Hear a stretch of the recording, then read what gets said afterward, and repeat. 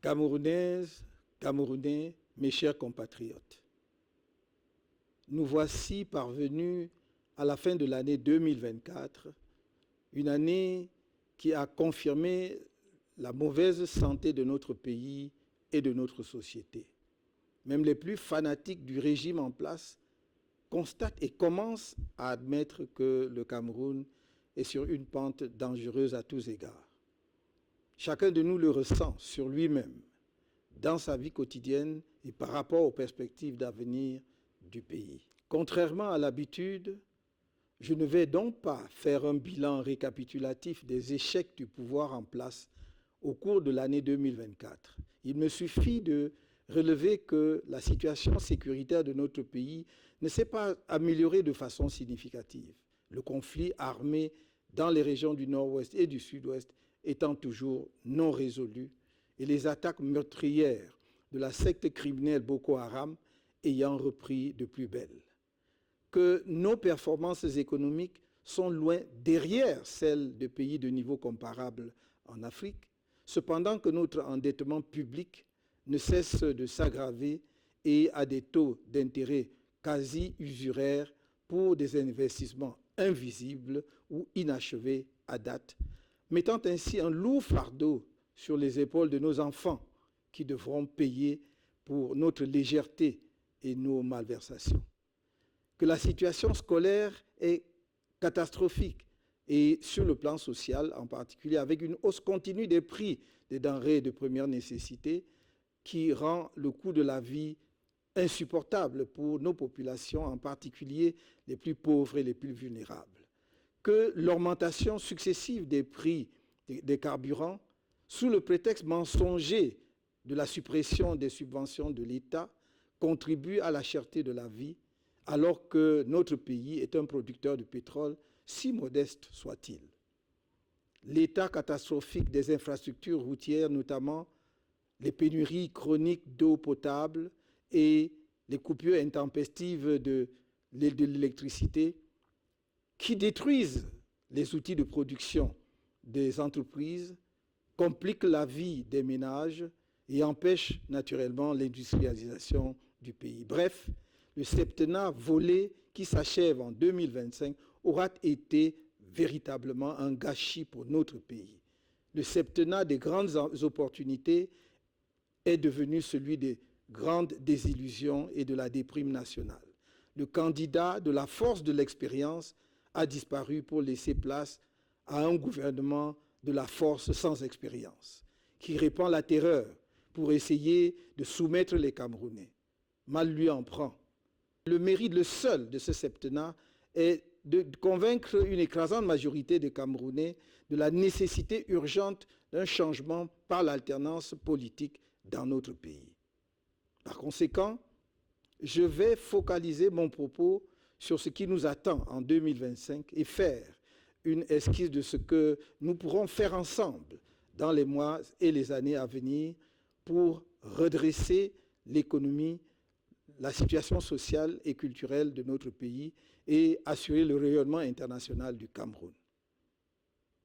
Camerounaises, Camerounais, mes chers compatriotes, quand bien même on ne voudrait pas brosser un tableau de l'économie camerounaise pour l'année qui s'achève, il est difficile de ne pas revenir sur un grossier mensonge économique du gouvernement, soutenu par le Fonds monétaire international, consigné dans la loi de finances de 2025, à savoir la duperie de la subvention par l'État des produits pétroliers au Cameroun. Une subvention est une aide financière se traduisant par une prise en charge d'une partie du prix de revient d'un produit par l'État. L'examen de la structure des prix des carburants à la pompe ne laisse percevoir aucune trace de subvention. Le pouvoir en place et le FMI mentent donc de manière éhontée au peuple camerounais. Le rapport mensuel le plus récent de la Caisse de stabilisation des prix des hydrocarbures indique qu'en ce mois de décembre 2024, le prix de revient d'un litre de super au port de Douala est de 369 francs CFA. Le consommateur final l'obtient à la pompe à Douala et à Yaoundé au prix de 840 francs CFA, soit plus du double du prix de revient, sachant que ce prix à la pompe est encore plus cher dans toutes les autres localités du pays avec les frais de transport. Toute subvention de l'État aurait conduit à un prix inférieur à 369 francs CFA.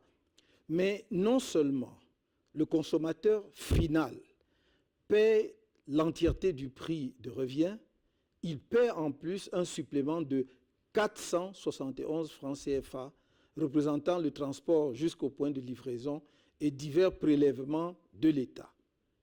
Quelle est donc la partie du prix de ce produit supporté par l'État pour qu'on parle de subvention? Je souligne que même le prix de 369 francs au port de Douala est dû à la kyrielle d'intermédiaires et de spéculateurs dans l'acquisition des produits pétroliers au Cameroun, ainsi qu'à un circuit de distribution rallongé par une série d'autres intermédiaires. Or, la Société camerounaise des dépôts pétroliers aurait pu assurer à elle seule la récupération, le stockage et la distribution de ces produits. Cet allongement du circuit de distribution assure de solides subsides à certains responsables de l'État qui l'organisent et dont on serait fondé à croire qu'ils les partagent avec le FMI, devenu caution d'une subvention imaginaire. Je rappelle que le Nigeria voisin, qui a supprimé les subventions sur les carburants, se retrouve en décembre 2024 avec un prix à la pompe de 0,751 $ des États-Unis, soit environ 470 francs CFA le litre, suite à une hausse des prix de 15% sur son marché. La Libye, qui subventionne les produits pétroliers, pratique un prix de 0,031 $ des États-Unis, soit 19,36 francs CFA le litre de super sur la même période. On comprend dès lors que toutes les demandes du MRC pour un échange devant permettre d'expliquer la subvention dont parle le gouvernement du Cameroun et le FMI soient restées lettres mortes. Nous nous engageons à ramener le prix du litre de super autour de 480 francs CFA à prix constant sur le marché international dès que nous serons en capacité de gérer les affaires du pays. Le surplus prélevé sur le prix de revient par litre permettra de réaliser dans les plus brefs délais une raffinerie de dernière génération dont la mise en marche permettra de baisser davantage les prix pour les situer dans la moyenne des prix de production des pays transformateurs de pétrole. La mauvaise gestion des finances publiques et des ressources du pays a conduit à une fuite dans un endettement que certains prétendus analystes qualifient de modéré, voire faible, alors qu'il s'agit d'une dette essentiellement toxique, car notre pays est rendu à un point où il doit recourir à de nouveaux emprunts pour régler les anciens. Cela est très frappant lorsque l'on considère la zone franc dans son ensemble. Le Cameroun y apparaît comme le pays le plus endetté auprès de la Chine et de la France, devant des pays qui, a priori, se classent devant lui en matière de dette sur la scène continentale. Nous ne pouvons ralentir le rythme de notre endettement qu'en nous mettant résolument au travail et en imposant aux structures publiques un niveau de dépenses à la mesure des moyens du pays. C'est pourquoi nous nous engageons notamment à réduire drastiquement le train de vie de l'État, à accroître substantiellement la production dans tous les secteurs de l'activité économique nationale et à accélérer l'industrialisation du pays afin de devenir une économie fortement exportatrice et de redresser la balance commerciale, à instaurer la bonne gouvernance en étant intraitable sur la corruption et les détournements des fonds publics, à l'amélioration significative du pouvoir d'achat afin de booster la consommation et stimuler en même temps la production locale, source de croissance économique. À mobiliser effectivement les recettes de l'exploitation des nombreuses ressources naturelles de notre pays au profit du développement national. Le récent rapport de la Chambre des comptes de la Cour suprême du Cameroun sur l'exécution de la loi des finances 2023 laisse pantois devant le niveau de pillage de la fortune publique par les personnels de l'État et leurs complices. Quand on y découvre, par exemple, qu'en un an, l'État aurait prélevé les ridicules sommes de 8 000 francs CFA sur le conditionnement du bois et de 18 430 francs CFA sur les jeux de hasard. Ceci n'est qu'une indication de quelques actions économiques urgentes que nous nous engageons à mettre en œuvre pour amorcer la réforme en profondeur et la modernisation du Cameroun.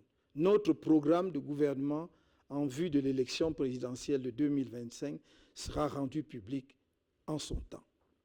Dans un tout autre domaine, je voudrais qu'ensemble, avec toutes nos gloires du monde sportif, nous assurions le rayonnement international de notre pays dans les domaines des sports de haut niveau, en particulier dans ceux où le Cameroun dispose d'atouts importants. Je me limiterai ici à notre sport roi, le football.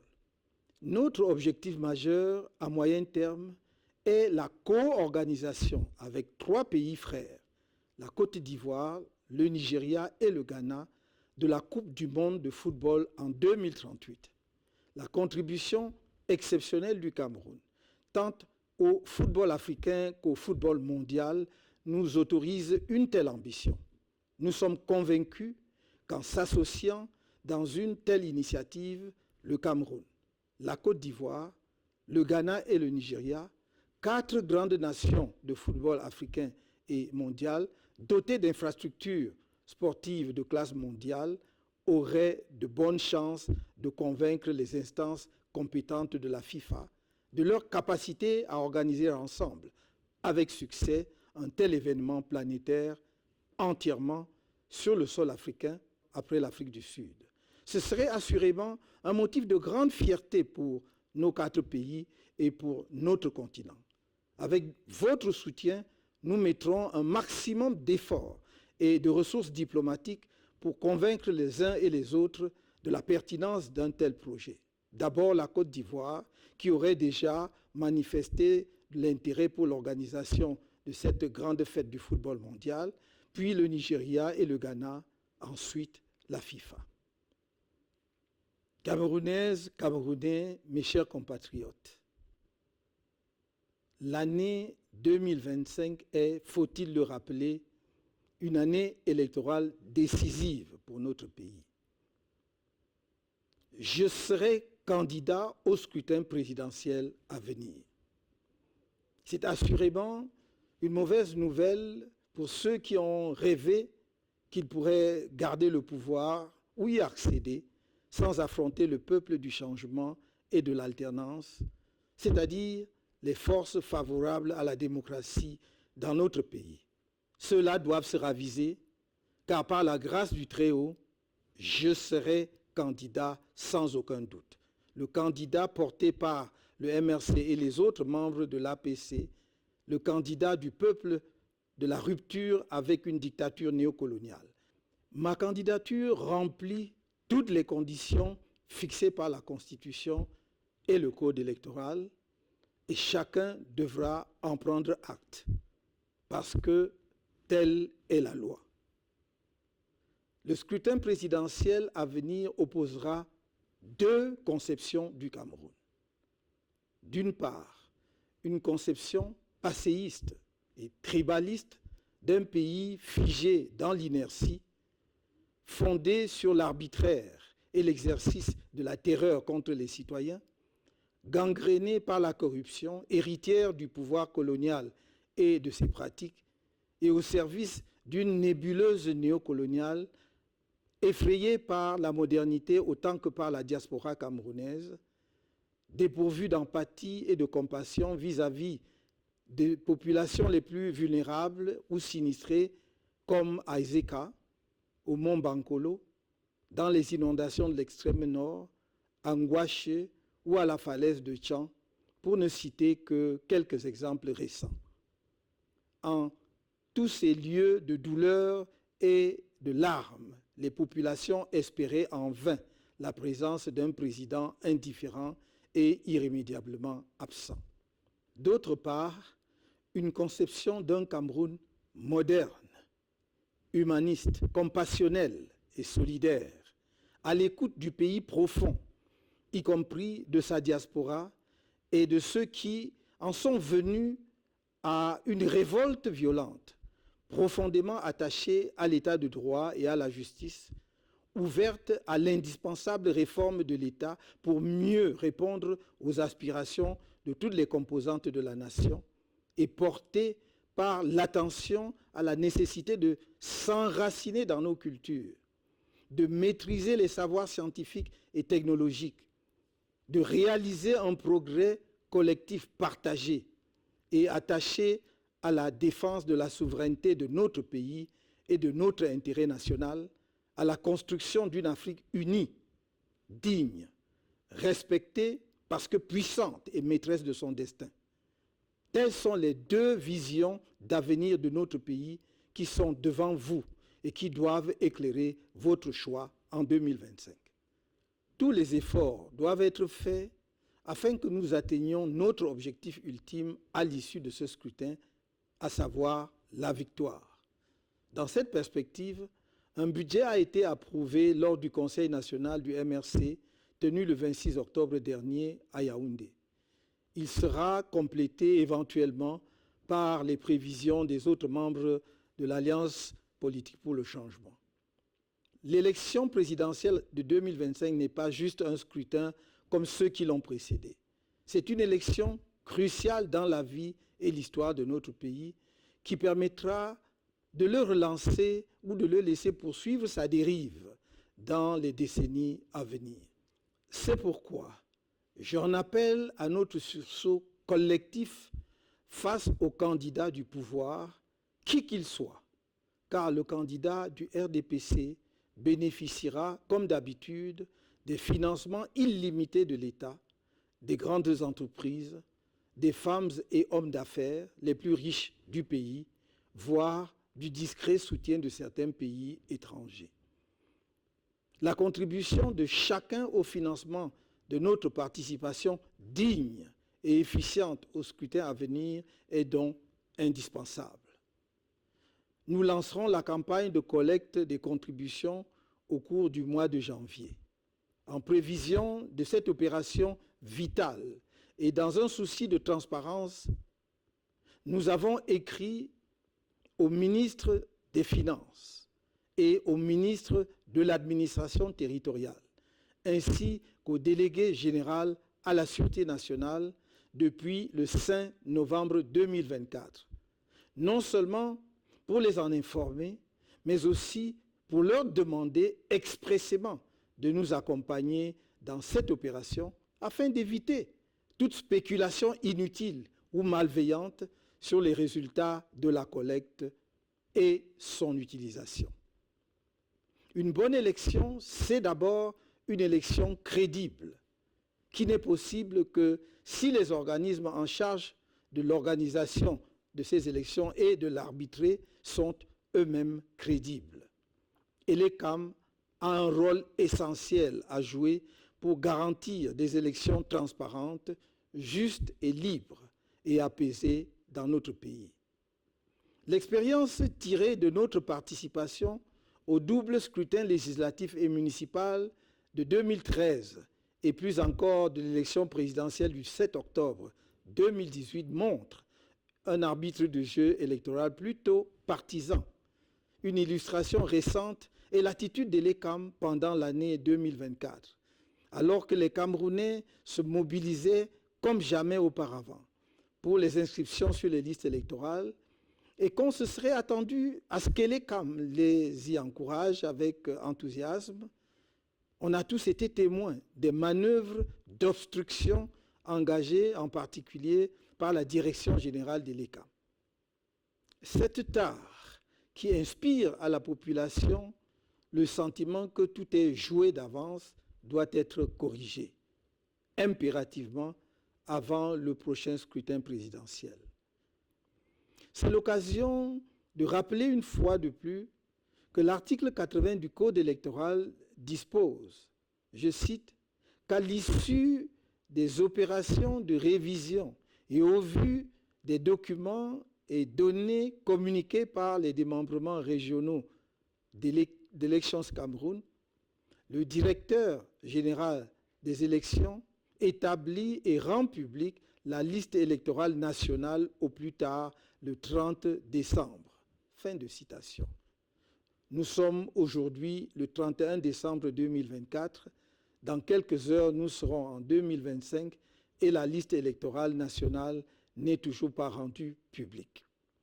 Le MRC ne laissera pas une telle forfaiture sans suite légale appropriée et ne fera aucune concession sur quelque violation que ce soit du Code électoral. C'est dans cet esprit que nous avons saisi les tribunaux pour constater et sanctionner les violations de la loi portant organisation et fonctionnement du Conseil constitutionnel par certains de ses membres, dont son président. En ce qui concerne le comportement de l'ECAM et de certains acteurs techniques du processus électoral, je constate que l'ECAM a toujours du mal à appréhender son rôle d'origine, c'est-à-dire d'organe neutre, garant d'élections libres, transparentes et apaisées au Cameroun. Et l'ECAM doit se souvenir de l'histoire électorale dans notre pays et surtout pourquoi et comment on en est venu à sa création. Si les membres de cet organisme pensent seulement au décret de leur nomination et oublient leur indépendance, leur responsabilité et leur devoir impérieux vis-à-vis de la nation, ils feront courir à notre pays de graves périls engendrés par des crises électorales inutiles.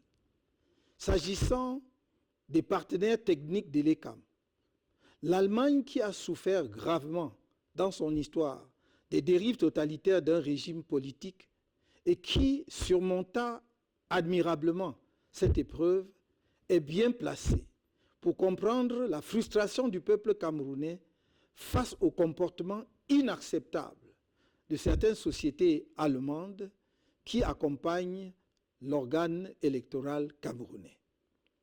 Ces sociétés s'étaient engagées à mettre en place une biométrie électorale au Cameroun depuis plus de 10 ans et depuis lors se sont transformées en agents techniques de la fraude électorale qui permet à un candidat battu aux élections successives de se perpétuer au pouvoir dans notre pays.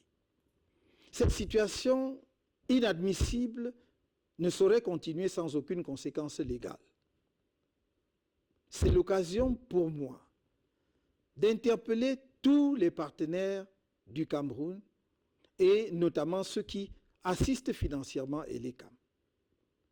Est-il cohérent de financer un programme avec des objectifs affichés de promotion de la démocratie et d'assister sans rien dire aux pratiques antidémocratiques avérées et récurrentes de l'ECAM?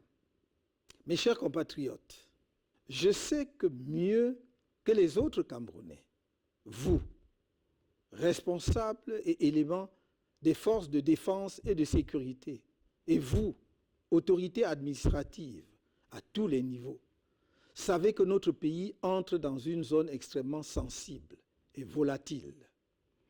La seule manière d'éviter une inflammation de notre pays, redoutée par tant d'observateurs, c'est de laisser les Camerounais s'exprimer librement dans les urnes et de respecter scrupuleusement leur choix. Vous devez vous assurer, chacun de vos corps en ce qui le concerne, que l'élection présidentielle aura lieu dans la transparence totale et dans la paix. Ce sera votre honneur, celui de l'ECAM et du Conseil constitutionnel et par conséquent de notre pays. Que pour une première fois dans notre histoire, le prochain président de la République soit le véritable vainqueur dans les urnes et reçoive les félicitations de ses adversaires. Dans cette perspective, votre mission cardinale en cette année électorale si particulière devra être de protéger la loi et non pas un homme ou une femme, un clan ou un parti politique.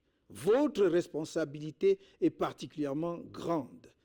Elle le sera encore plus après la proclamation des résultats du scrutin. Nul ne doit se sentir menacé par le changement à travers l'alternance démocratique que les populations de nos 10 régions, celles des villes comme celles des villages, appellent de leurs vœux.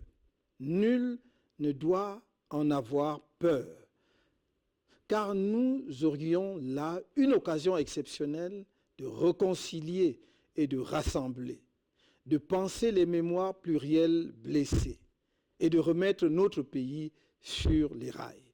Que chacun à sa place joue pleinement son rôle tel que défini par la loi et notre peuple donnera, comme d'autres peuples avant lui, une belle leçon de courage et de maturité politique et démocratique.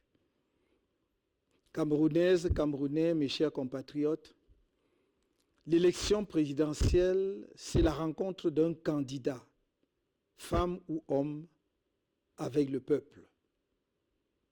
Je suis certes candidat du MRC et de l'Alliance politique pour le changement à l'élection présidentielle à venir. Mais c'est vous, Camerounaises et Camerounais, électeurs de toutes les régions du pays, qui déciderez de qui sera votre prochain président de la République.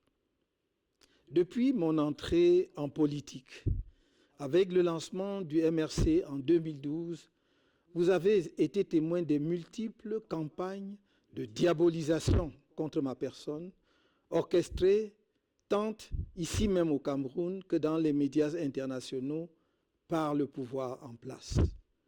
Malgré ces campagnes montées sur de grossiers mensonges, avec en toile de fond un tribalisme nauséabond, indigne d'un peuple camerounais par ailleurs admiré et respecté, personne, même pas le pouvoir qui détient tous les leviers pour enquêter sur les citoyens, ne vous a jamais produit la moindre preuve des multiples accusations portées contre moi.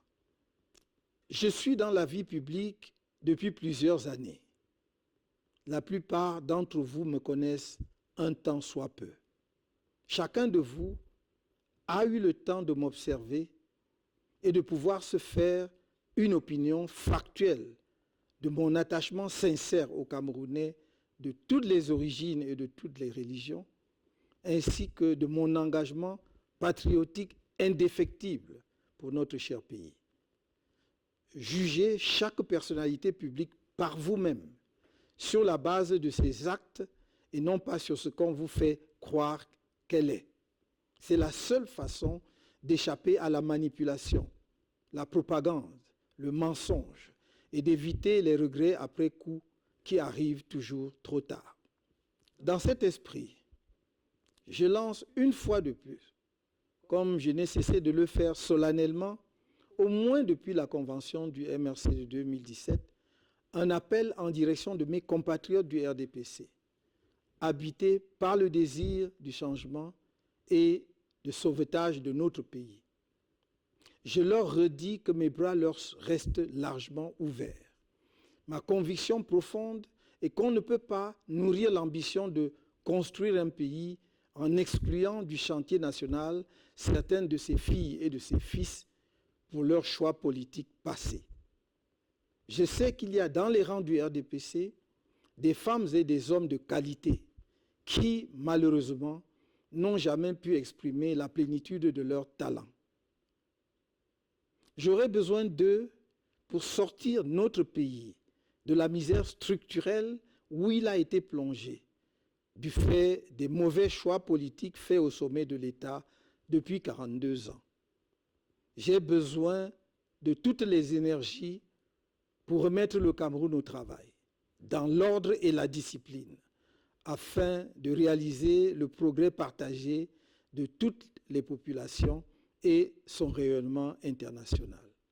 Dans le même élan, je m'engage dans le cadre d'une réconciliation nationale nourrie par notre histoire politique profonde, où nos grands héros nationalistes, dont Ruben Oumniobé, Roland Félix Moumié, Ernest Ouandié, Abel Kingé, Castor Osende Afana, Ndetou Massa, Marthe Ekemeyon Moumié, pour n'en citer que quelques-uns, seront effectivement réhabilités et célébrés à la mesure de leur sacrifice pour notre nation, et où sera organisé le retour des restes du premier président de la République, Amadou Ahidjo, dans son pays natal. Je ne saurais terminer ce message sans dire à mes compatriotes du Nord-Ouest et du Sud-Ouest qu'avec leur soutien en 2025, une fois accédé à la tête de l'État, une de mes premières décisions sera de libérer tous les prisonniers politiques anglophones, de permettre aux exilés anglophones de revenir au pays et de convoquer un vrai dialogue national inclusif sur la question anglophone. Tous les sujets politiques relatifs au règlement de cette question, dans le respect de nos héritages culturels respectifs, seront abordés sans tabou, y compris l'instauration dans notre pays du fédéralisme. À ce dialogue national inclusif seront conviées toutes les parties prenantes à la guerre civile inutile qui a ravagé ces régions, y compris les différents mouvements armés. Je veux arrêter cette sale guerre que certains ont imposée à notre pays depuis 8 ans maintenant. Nous pouvons l'arrêter. Nous devons ensemble l'arrêter pour enfin envisager sereinement la reconstruction des régions concernées et l'ensemble de notre pays.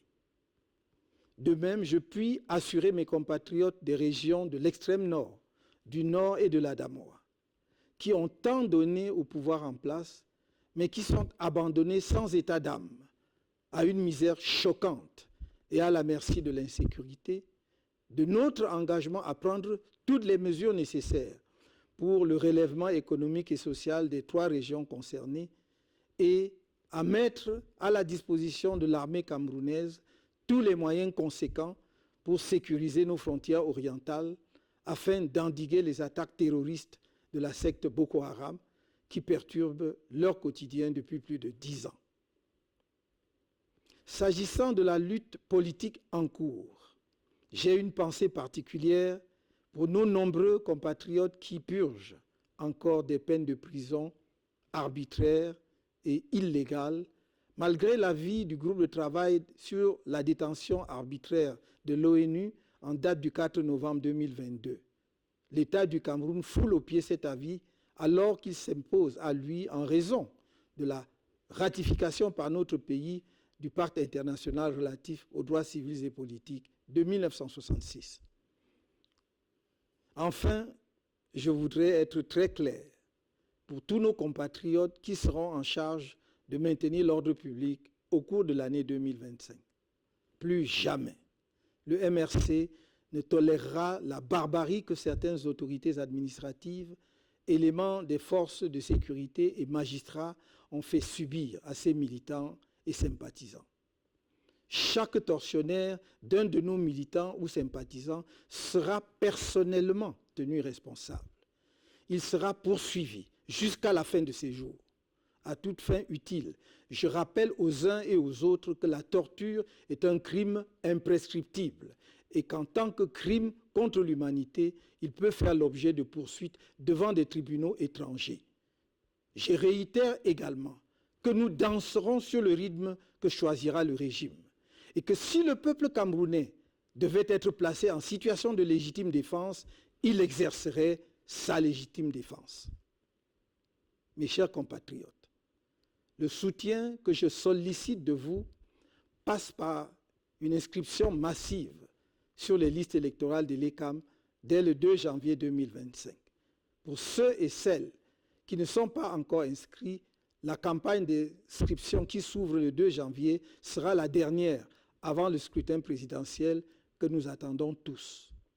Mesdames et messieurs, les acteurs politiques et de la société civile, étudiants, universitaires, intellectuels, femmes et hommes des arts, leaders religieux de tous bords, autorités traditionnelles, nous avons rendez-vous avec l'histoire dans quelques mois, à un moment où notre pays, le Cameroun, est à la croisée des chemins. Nous n'avons pas le droit de manquer ce rendez-vous. Nos désaccords et autres petites querelles habituelles doivent être tus devant l'enjeu politique qui se joue autour du scrutin présidentiel à venir. C'est pourquoi j'appelle à un grand rassemblement pour un sursaut national en 2025, par les urnes et dans la paix. N'ayez pas peur. Je le répète, n'ayez pas peur. L'agitation, la gesticulation, les provocations et menaces incessantes que vous entendez sont les derniers soubresauts de quelques extrémistes d'un régime qui a fait trop de mal à notre pays et qui sait lui-même qu'il est au bout de sa course. Ne vous laissez ni distraire, ni impressionner. Ces extrémistes du régime ont beau déployer le spectre de la terreur et du chaos, ils ne triompheront pas face au peuple camerounais debout. L'avenir nous tend les bras, saisissons-les. Bonne et heureuse année 2025, dans la douceur d'un Cameroun porté par le souffle de l'espoir. Je ne vous trahirai pas. Que Dieu élève notre pays.